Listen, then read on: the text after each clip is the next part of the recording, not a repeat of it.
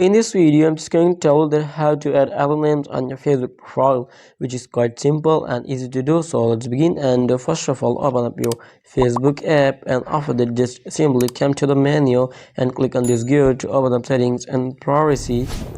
After that, go to account center and click on profile section and select your Facebook profile. And here you can see the option of name on the very top. Just simply tap on that option, and in the name section you find the manage other names option, that one, and just simply tap on it.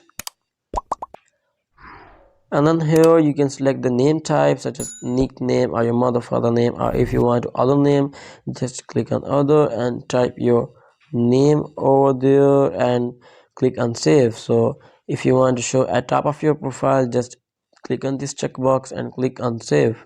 So this is how you can easily add other name on your Facebook profile. So I hope it helps you guys, and if you have any question about the tutorial, just leave in comment below and I'll be catching you on the next video. Thanks guys.